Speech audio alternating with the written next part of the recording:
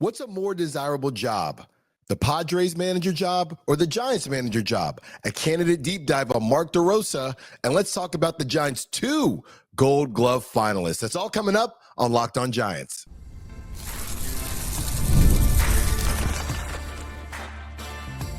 You are Locked On Giants, your daily San Francisco Giants podcast. Part of the Locked On Podcast Network, your team every day. Hello and welcome to Locked On Giants, part of the Locked On Podcast Network, where it's your team every single day. My name is Alan Stiles. On the show, we provide daily episodes Monday through Friday, talking about the San Francisco Giants in a way that combines passion, analytics with the eye test, and a little bit of fun. I'm from the Bay Area, but I live in Sacramento now, and I host a show on Sacktown Sports 1140, the Alan Stiles Show, 10 a.m., 2 p.m. Be sure to check that out, as well as emceeing Sacramento Rivercats games. All in all, I'm lucky enough to cover a team I've been a fan of all my life. Today, we'll talk about Nick Hundley in particular and the choice that he may have between two teams that he used to play for, the San Diego Padres and the San Francisco Giants. Which manager job is more attractive? A candidate deep dive on Mark DeRosa and the 2 Gold Glove finalists that the Giants have after this past season. Today's episode is brought to you by FanDuel. Right now, new customers can bet just $5, and if your bet wins, you'll get $300 in bonus bets to use across the app. Download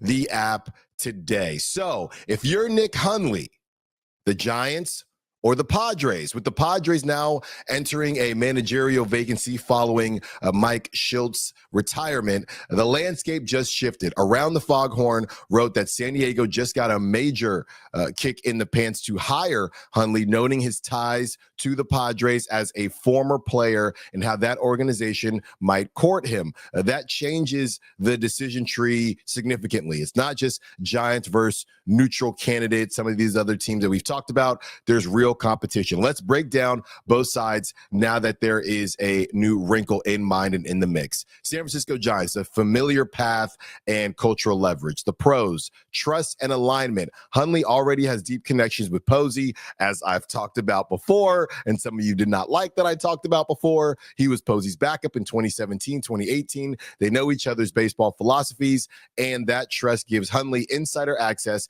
and legitimacy. Identity building role. The Giants are reinventing their identity around pitching, defense, and internal development. Hundley could help write that script from day one, crafting his own managerial culture under Posey's backing. Developmental runway. The Giants aren't necessarily forced into a must-win scenario. If you look at who they have versus who the Padres have, it's close, don't get me wrong, but that does give Hundley a little bit of time to grow, make mistakes, and learn, all under less pressure than he'd face in San Diego. Control and influence. Because he'd be embedded in the Posey regime, Hundley would potentially wield more influence over roster analytics and staff structure than just being a hired hand. The cons to this: internal optics. Critics might label him as Posey's friend or see him as an inside hire, as somebody like me brought up, just to let y'all know. Not to say that doesn't mean that he doesn't deserve the job and doesn't legitimately have the chops to do the job. That narrative could undermine early buy-in, especially from veterans and the media. Limited margin for errors. The roster still has holes. If the Giants underperform early, the pressure will fall heavily onto Nick Hundley. Expectation mismatch. Fans may demand winning sooner than realistic, especially given external hires like the Green rumors, Hunter Green, guys like that. Now let's talk about the San Diego Padres, the lure of an established contender. Pros: immediate upside in roster scale. San Diego already has high-end talent in the lineup and rotation. Hundley steps into a ready-made contender and isn't forced to build. The Giants aren't building from scratch, but I think there would be less to build, okay?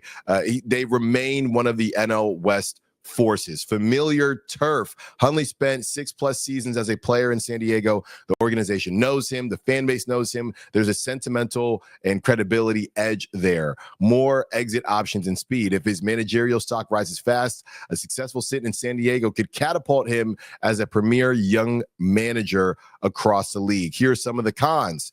Higher immediate pressure. The Padres won't give much grace. Hundley's margin for error is narrower there. Political and structural constraints. He may be brought in to execute rather than rebuild. Limits on influence, especially under a high-profile ownership structure. Comparisons and expectations. Taking over a team with existing star players draws instant comparisons to prior successes or failures. It's a tougher magnet for scrutiny. So there are a couple different paths that Nick Hundley could take. Obviously, we've discussed that he's the front runner. At least last time we heard, he was the front runner at the end of last week going into this week. And now you have the Padres entering the mix with the retirement of their manager. So he's got choices now, right? Which side would I choose if I were Nick Hundley? And of course, I'm going to be objective with this. Given everything, history, philosophy, control, and the new Padres development, here's how I'd lean. I'd still pick San Francisco, and this is why. The trust with Posey is a rare commodity. That gives Hundley a coach's seat with access, not just a mic. Building with a roster that's improving rather than stepping into a yearly must-win scenario gives more breathing room to solidify a lasting identity. The Padres are tempting, but the risk is higher. If things do go badly, the narrative could brand Hundley as failing in a market that maybe not big, but they have big money and they have big names, and that could really damage his name really early on in his career as far as being a manager. With the Padres opening, the Giants must act decisively. If SF shows it will move fast and commit, Hundley's comfort zone becomes more favorable. Now, I will say this. I mean, the last we checked, they said it was essentially your job if you wanted. So I'm not completely sure what else San Francisco could do. I don't know if this is a money thing, right? I don't know if, hey, we'll offer you more money now that San Diego is available just to show you how much we want you.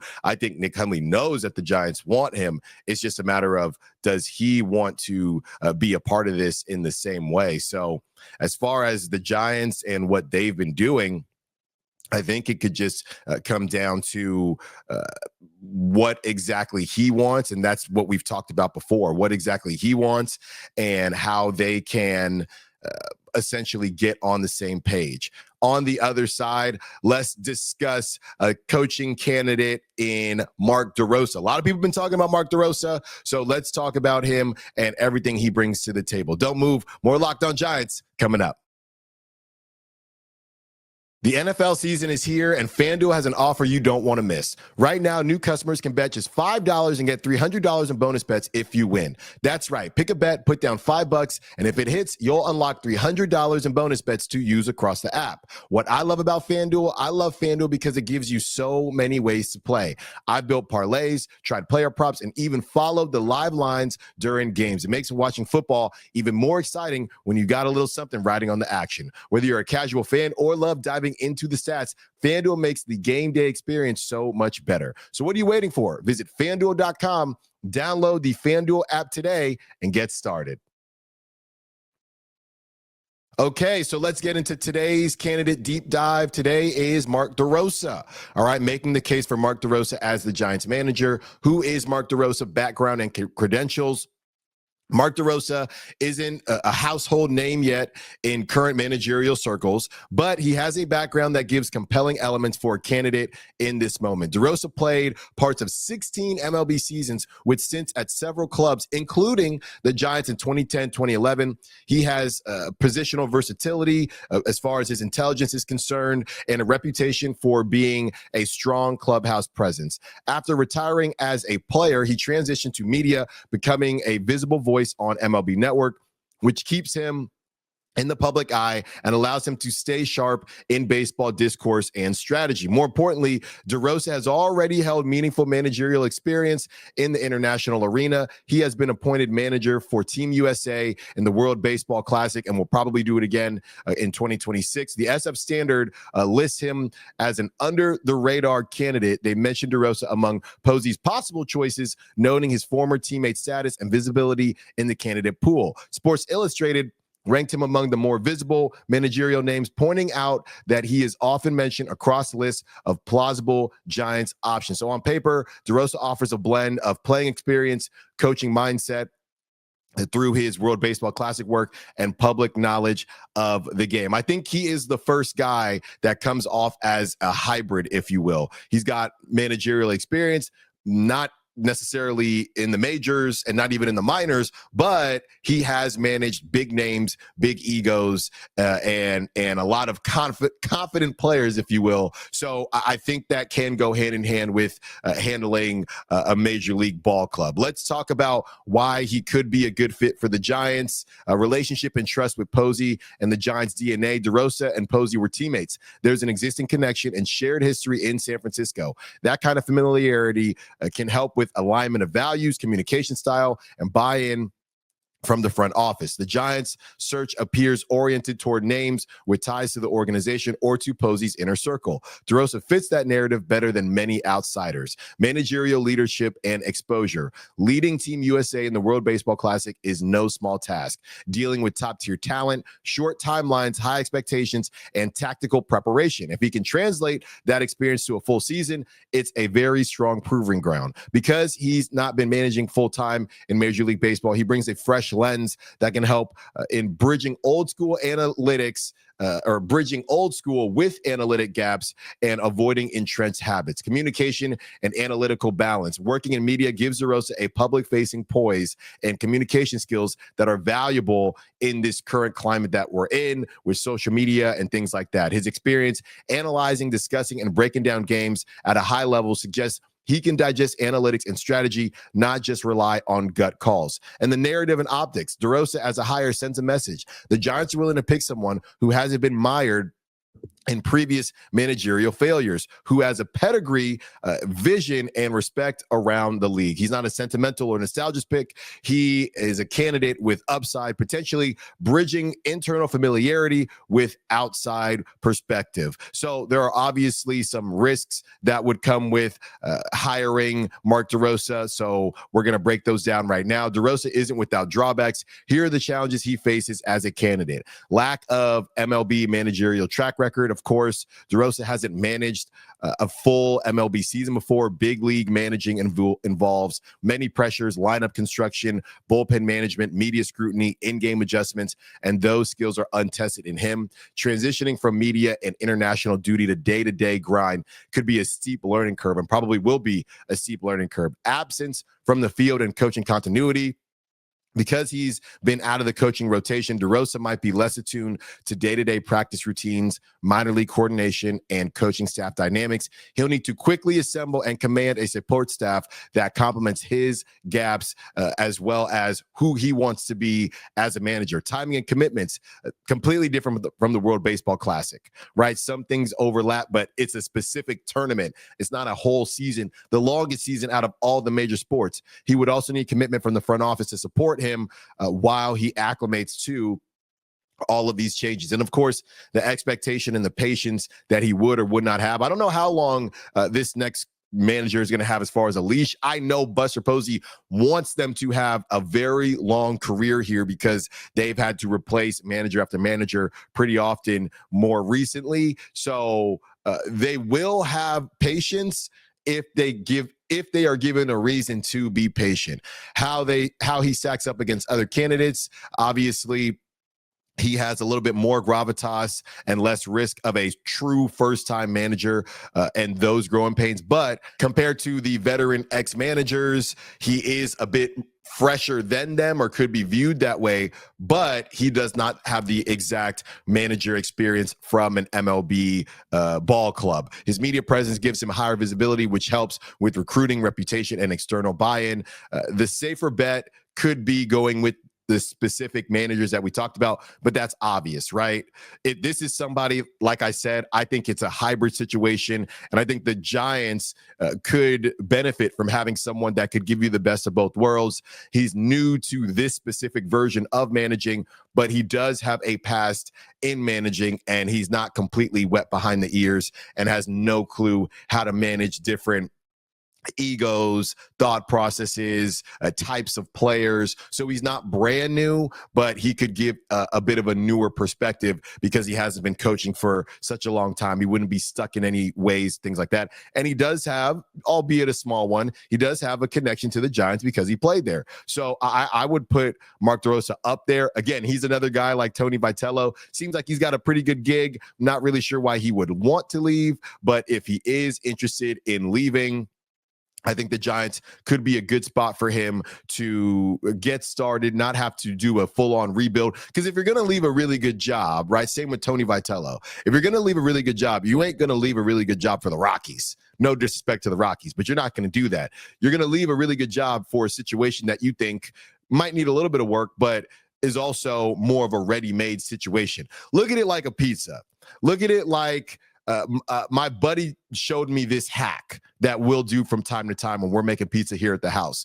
You'll buy a frozen pizza and the bones are there, it's pepperoni, whatever it is, but then you add stuff to it before you put it in the oven. You add bell peppers, you add garlic, you add, bacon bits, whatever you want, and you are making the frozen pizza a little bit better. Now, you didn't cook the pizza from scratch, but you made it your own as much as you could. The bones were there, and then you just took it to the next level. That's what a Tony Vitello or a Mark DeRosa probably would want, because you're going to leave a really good situation that you have to start from scratch. I mean, that's just not something I would do. One more segment with you. Let's discuss how the Giants ended up with 2 Gold Glove finalists and how impressive that was for them to pull off. More Locked On Giants coming up.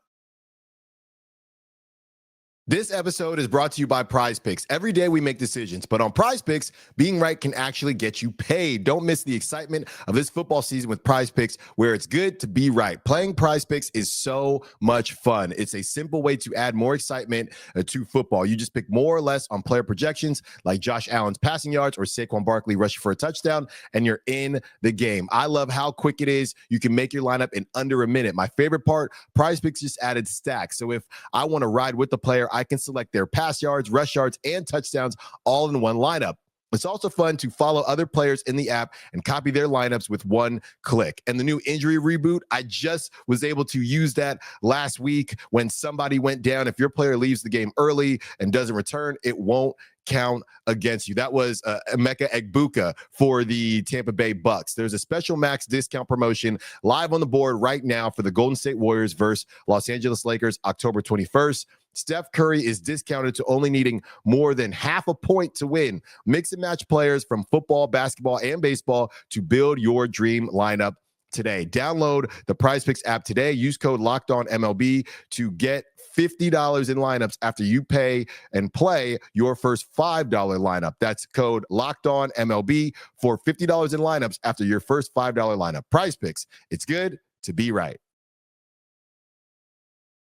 So this is just a shout out to the Gold Glove nods that Logan, Webb, and Patrick Bailey were able to earn. The Giants didn't make the playoffs this year, but they still came away with something to hang their hats on. 2 Gold Glove finalists in Patrick Bailey and Logan Webb. And honestly, if you watch this team all season, those 2 make perfect sense as names to come up and be finalists for the Gold Glove conversation. They represent everything the Giants say they want to be about: defense, preparation, and pitching excellence. Let's start with Patrick Bailey, because this one's almost automatic. He's a defensive cornerstone of this team. And a lot of y'all were in the comments yesterday when we talked about the backup catcher position saying, why aren't we talking about Patrick Bailey, when I literally told you yesterday's segment was about the backup catcher, but you said it anyway. But I love you. Thanks for watching and listening to the show.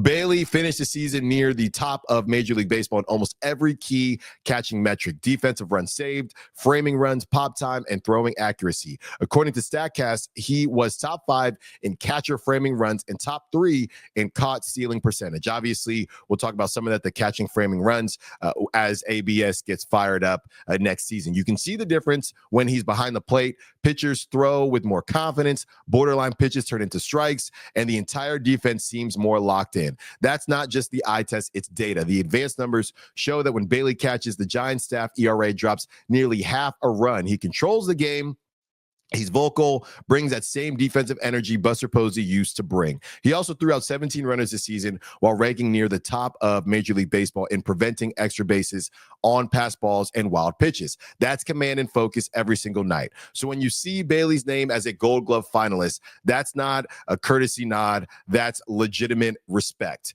And we know why he has that respect. He's already one of the most complete defensive catchers in the National League. And the scary part, this dude is still in his mid-20s. Now over to the more surprising pick, or a lot of you might think it's a surprising pick, with Logan Webb. It really shouldn't, though. Logan Webb, we know he's an absolute workhorse. He's smart, athletic, who feels the position better than just about anyone in the league. This year, Webb led all National League pitchers in defensive assists, handled 18 comebackers cleanly, and helped turn 3 double plays. He's quick off the mound, controls the running game, and makes all the little plays that keeps innings from unraveling. And here's a stat that really stands out. Webb ranked first in the National League in SABR defensive index among pitchers. That's the metric that actually matters when it comes to Gold Glove voting. It means the analytics match the eye test. He also allowed just 9 stolen bases in all season and caught or picked off 7 runners himself. That's elite control over the base pass from the mound. And it's a big reason he's finally getting recognition for something beyond just a sinker and innings. You put these two together, Bailey behind the plate, Webb on the mound, and you're looking at the defensive backbone of this franchise. And that's what Buster Posey has been talking to us about all along. He said repeatedly that the Giants' identity moving forward needs to be pitching and defense well. These nominations are proof that the identity is starting to take shape. When you have your catcher and your ace both nominated for Gold Gloves, it's not just about individual awards, it's about culture. It tells you that the team is buying into the idea that preventing runs can be just as valuable as producing them. And let's be honest, that's what's been missing in San Francisco lately, a clear, consistent standard. Bailey sets it behind the plate. Webb sets it every 5th day. They're tone setters, leaders, and the kind of players that make everyone else better just by example. And I don't want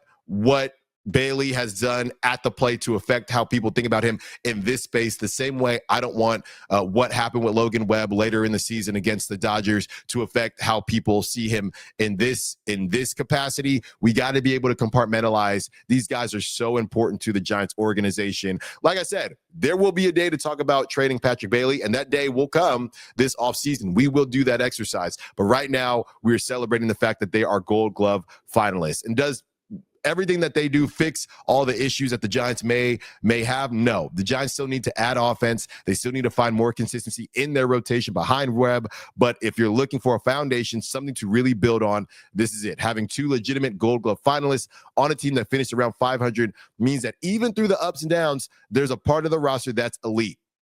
So, yeah, the Giants didn't play in October this year, but watching Bailey and Webb get national recognition for the things that this organization values most, that's a little bit of validation that matters heading into an offseason of change. Because if the next manager, whoever it ends up being, can build around those two defensively, the Giants already have half the equation solved. So shout out to those guys for putting themselves in a really good position and allowing us to watch them play beautiful defense each and every day. I know that there's a lot more that the Giants have to work on. You've heard me on this show during the season. I'll get on the Giants for sure. And I'll probably get on the Giants again because of some decision they make during the offseason. But there are certain days where you just got to tip your cap, say great job to whoever it may be on that team and their ability to get it done and keep the Giants, I don't want to say relevant, but keep the Giants at the forefront as far as, hey, if you're a manager, these are building blocks. We know the building blocks that the Braves have.